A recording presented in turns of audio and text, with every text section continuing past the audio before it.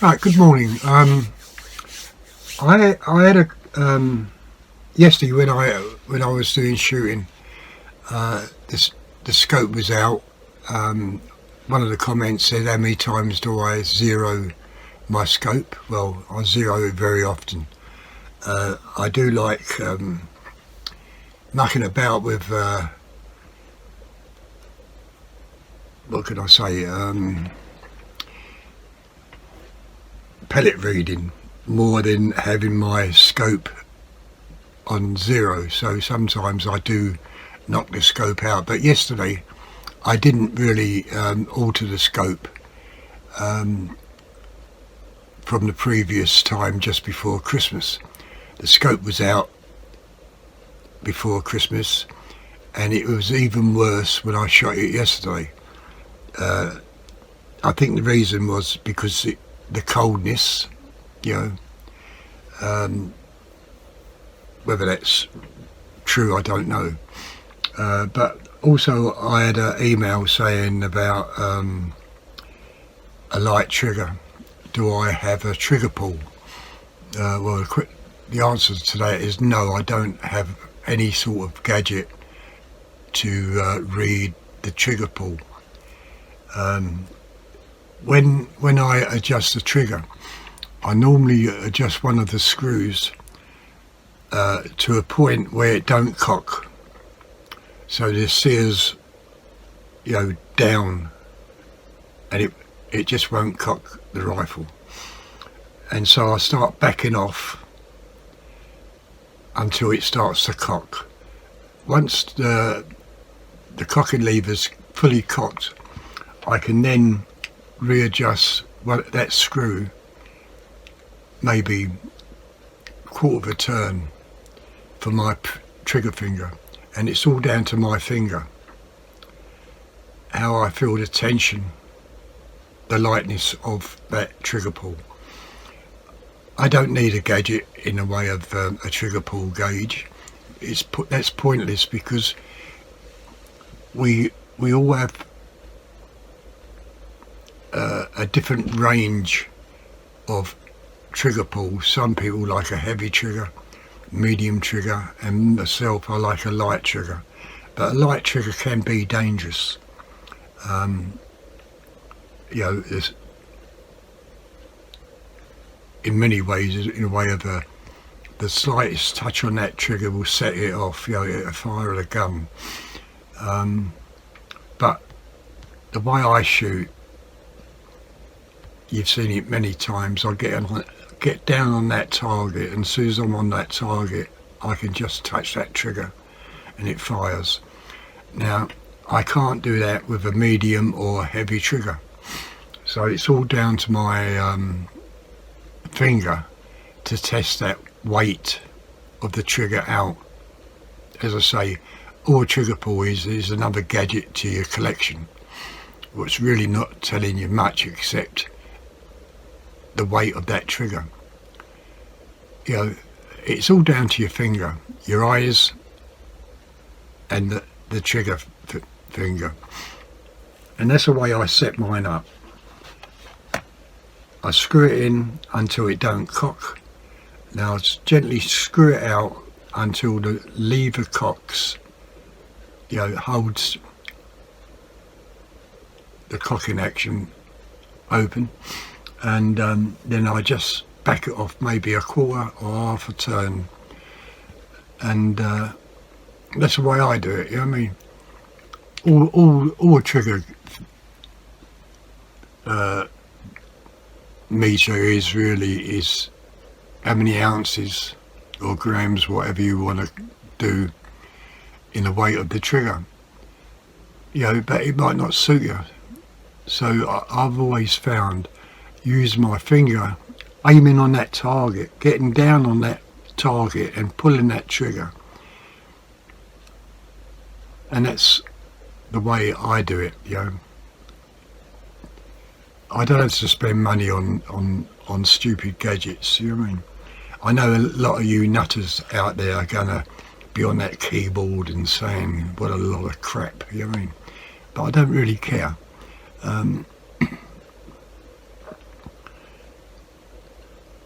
it's all just knowing the correct pull on that finger, you know. If it's too light, even the slightest touch is going to set it off, which isn't, well, to me, is a good and bad thing, because sometimes I do rest my finger on the trigger when I'm aiming, and if it's too light, just by resting it on, it'll fire that gun. So as I say, I just back it off a little bit until I can just feel that slight tension on that number 2. Yeah, and as I say, I hold the rifle, I come down on the target, and as soon as I'm on that target, I can just go click, and the gun's fired. With a medium or heavy trigger pull, you can't do that. You know, because if it's a heavy trigger pull, you can, you know, the time you're on that target and you're trying to pull that trigger, your movement is gone, you know? Yeah, so that's the way I look at trigger pulls. I don't need a gadget. It's all down to how my eyes and finger reacts together.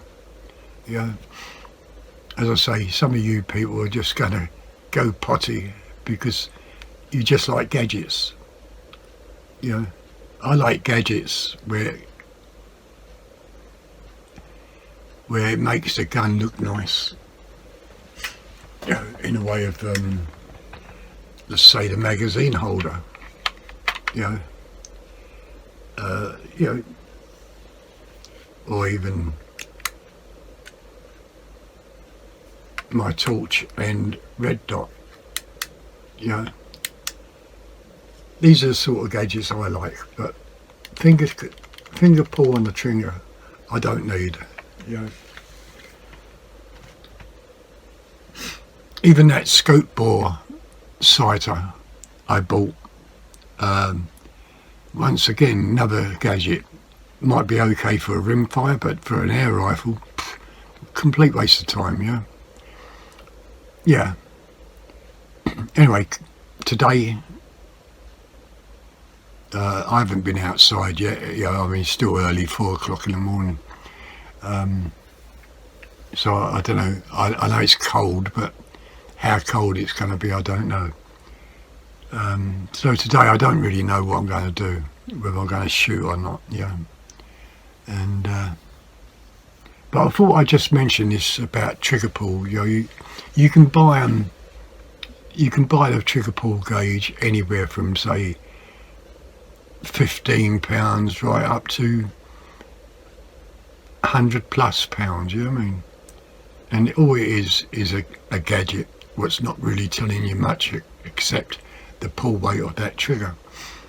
And there's no need for it. You can do it yourself just by your finger. You know, as I say, getting on that target, pulling that trigger. If it hits where you're aiming, the trigger pull's right. If it's not hitting where you're aiming, well, the trigger pull's wrong. You know what I mean? Yeah. Anyway, for all you nutters, what's on that keyboard saying what a lot of crap you're talking, yeah, keep it going. You know what I mean? Right, the other thing is, the people what's got the AP 900, the Spring, okay? What I found, what I was doing wrong, when I was doing the Spring of the AP 900, I was fully cocking the rifle, and that's unnecessary. Don't fully cock it. Just once your scope's off, just open up. So don't fully cock it. Then take the top pin out, top screw, and then from this side, which is your right hand side, you knock the pin out. But when you're knocking the pin out, make sure you're holding the back part, otherwise it could all spring out. as I said, what I was doing wrong, I was fully cocking the rifle and taking that spring out. And when I lifted that rifle up, although took the spring out, although I lifted the rifle up, the hammer fell out, and you don't want that, because sometimes it is a bit awkward to try and get the hammer fully in. So if you just open your lever, don't cock it, just open your lever, take that top screw out, then knock that pin out, take your back Picatinny off, pull out the spring, and then just lift your rifle up to make sure that hammer is still engaged inside the rifle. Otherwise you'll be doing what I was doing, getting hold of a screwdriver and trying to get it right down. As for the spring, as I say, it's a 1.4 outer diameter, inner diameter is 18mm, and it's a 50mm spring. Now what I did, I stretched it, but don't stretch it too much, because you can be overpowered. But what the spring does, it stops on my rifle, it stops the twang, and it makes the cocking lever so easy to cock, and the complete sound of the rifle when firing is completely different. The way I look at it is that because it's got a softer hammer spring, when you fire the trigger and the hammer goes forward, it's not bouncing on that pin, it's hitting it and just coming off it. So that's allowing all the air what's in that valve to be released. Whereas with a heavier spring, what it's doing, it's bouncing, it's hitting the pin and bouncing off and going back on. And that happens so quickly, so you're not getting the full amount of air out the gun. That's the way I look at it, but as I say, with the spring, hold it and just pull it to about 60mm, I think. And if it, then chronograph your rifle, see what it's shooting at with your heaviest pellet. If it's over, it means that you stretch the spring too much. So just stretch it a little bit, put it back in, chronograph your rifle until the heaviest pellet is in, say, the 11.5 foot-pounds. That way when you put a lighter pellet in, you know you're legal anyway.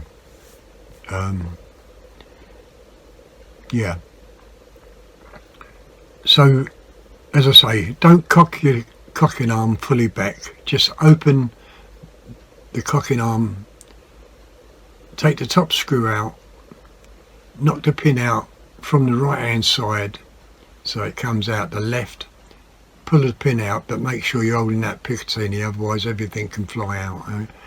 And if it don't, you have to wiggle that Picatinny so it comes out.